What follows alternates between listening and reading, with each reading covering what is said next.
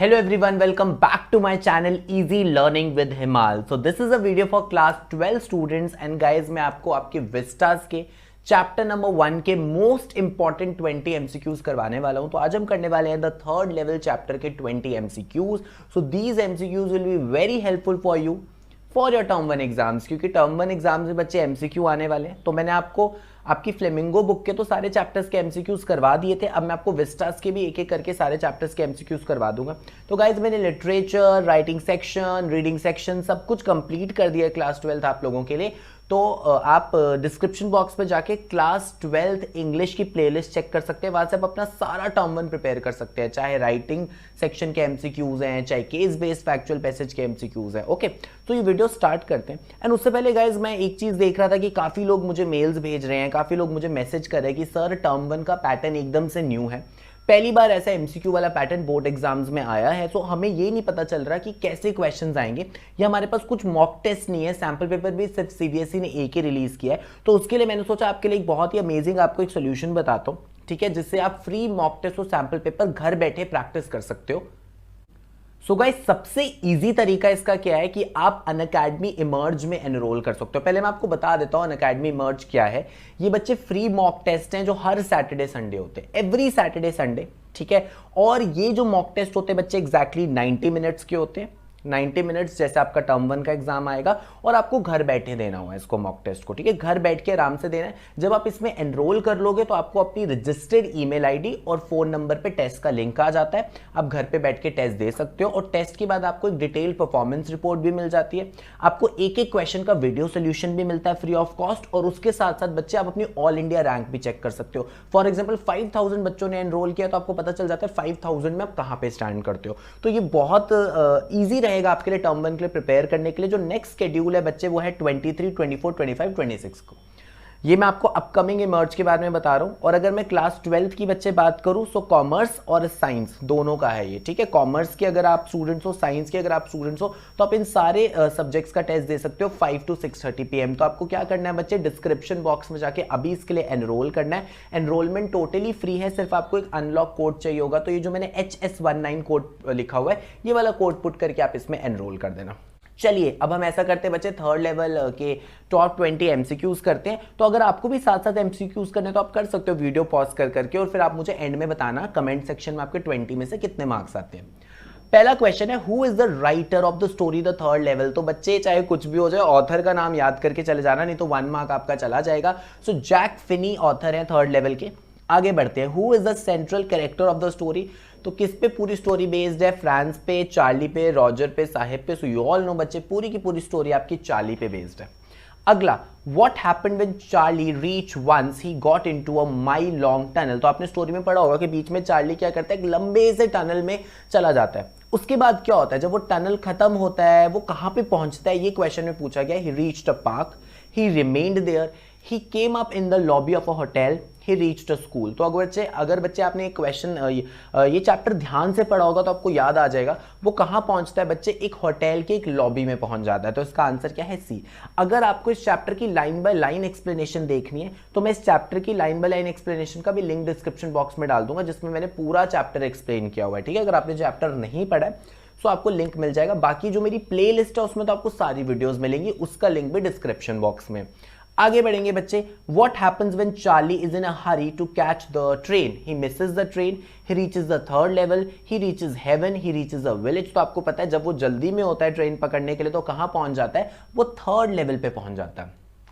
अगला question, What is the information booth at third level made up of? तो वो जो थर्ड लेवल में जाता है उसको ये याद आ जाता है कि वो पास्ट में चला गया। जब वो सारी चीजें देखता है तो उसको ये पता चल जाता है ये आज का प्रेजेंट सिनेरियो तो नहीं है, पास्ट है। और पास्ट में जो इंफॉर्मेशन बूथ थे वो किसके बने होते थे, वुड के बने होते थे। तो वो देखता है थर्ड लेवल पे जो इंफॉर्मेशन बूथ है वो वुड का बना है।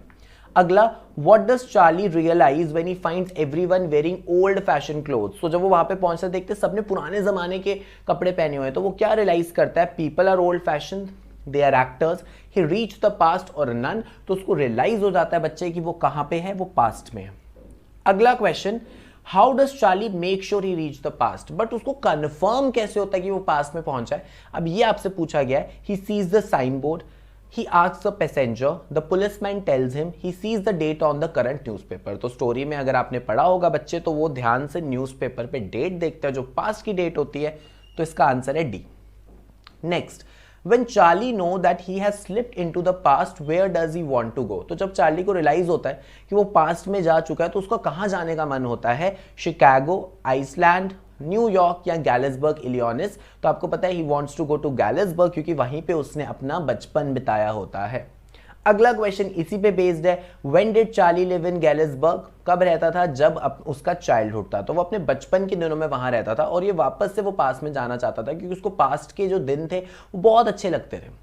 Charlie wants to purchase ticket for. अब चार्ली टिकट्स खरीदना चाहता था. कहां जाने के लिए? अभी डिस्कस किया बच्चे, गैलिसबर्ग जाने के लिए वो टिकट्स खरीद रहा था.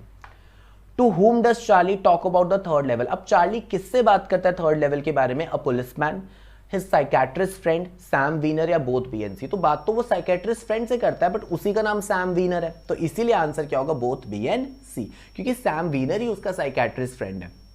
What does Charlie's psychiatrist friend think about Charlie when he talks about the third level? तो जब वो अपने साइकेट्रिस्ट फ्रेंड को बताता है थर्ड लेवल के बारे में तो वो चार्ली के बारे में क्या सोचता है? Charlie is sad, Charlie is mad, he wants to use the notes, Charlie has been day dreaming. तो आंसर क्या है? D. Charlie has been day dreaming की जैसे होता है दिन में सपने देखना, ये वो बात कर रहा है वो. In which year of the past does Charlie want to go? Very important. Newspaper में वो कौन सी डेट देखता है वो आपको पता होनी चाहिए बच्चे. That is 1894. तो वो 1894 में वापस जाना चाहता है. How does Charlie come to know about Sam Weiner slipped urge Charlie to do? अब देखो, from his wife, from the police, from another friend, from old postage covers. ये थोड़ा सा मिस्टेक हो गई है. When Sam Weiner slipped into the past, ये है क्वेश्चन कि चार्ली को कैसे पता चलता है कि सैम वीनर उसका दोस्त भी पास में जा चुका है. From the old postage cover, जो उसको फर्स्ट डे लेटर मिलता है, पोस्टेज का कवर मिलता है, उस पर वो डेट लिखी होती है और वो लेटर सैम से होता है, तब उसको रियलाइज होता है कि वो पास्ट में जा चुका है. What is the name of Charlie's wife? ये भी आ सकता है बच्चे, चार्लीज वाइफ का क्या नाम था? तो मुझे ऐसा लग रहा है ये चीज आप भूल सकते हो, तो याद रखना बच्चे, लूसा. ठीक है. Next, how old was Charlie? तो अगर आप देखोगे ध्यान से चैप्टर में चार्ली की एज भी मेंशन है कि चार्ली कितने साल का था. चार्ली 31 ईयर्स ओल्ड था. Next, very important question. ऐसे क्वेश्चन आते हैं जिससे कि बोर्ड वाले देखते हैं कि क्या आपको चैप्टर समझ आया है. What is the theme of the lesson? Lesson की थीम क्या है? Human tendency to escape from present time, time travelling, destiny empowers one action, self destruction. तो थीम क्या है कि लोग आजकल प्रेजेंट टाइम से इतना परेशान हो गए हैं कि वो अपनी प्रेजेंट रियलिटी से एस्केप करना चाहते हैं. ठीक है. सो आंसर ए क्या है? Human tendency to escape from present time. की बताना चाहते हैं प्रेजेंट में जो लाइफ है वो कितनी टेंस्ड हो गई है कि सब लोग वो पास्ट के दिन एंजॉय करना चाहते हैं जब टेंशन्स लाइफ में कम होती थी. आगे, Sam purchase old currency notes for $. कितने डॉलर्स खर्च करके वो अपने ओल्ड करेंसी नोट्स खरीदता है? That is $800. Next, the reason for reaching the third level by narrator. Narrator third level पे क्यों पहुंचता है? The third level was recently made, he was using third level daily, explore new things, escape from reality. तो यहाँ पे clearly लिखा है बच्चे इस चैप्टर में कि अपनी रियलिटी से एस्केप करना चाहता था, तो डी है एस्केप फ्रॉम रियलिटी.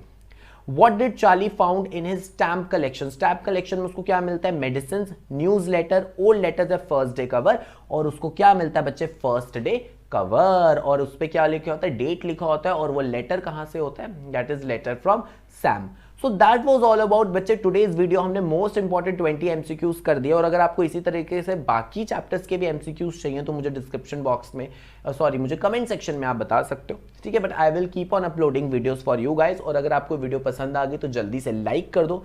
कोई भी डाउट है चैप्टर से रिलेटेड तो आप कमेंट सेक्शन में बच्चे मुझे लिख सकते हो. और अगर अभी तक आपने मेरा चैनल सब्सक्राइब नहीं किया है तो please subscribe my channel easy learning with Himal and press the bell icon to so that you receive regular notifications of my videos. और आप मुझे सोशल मीडिया पे भी कनेक्ट कर सकते हो सो दैट आप मुझे any time you can ask me doubts on my Instagram, Telegram और ईमेल ID. उन सब की डिटेल्स भी आपको डिस्क्रिप्शन बॉक्स में मिल जाएंगी. Thank you guys, have a very nice day.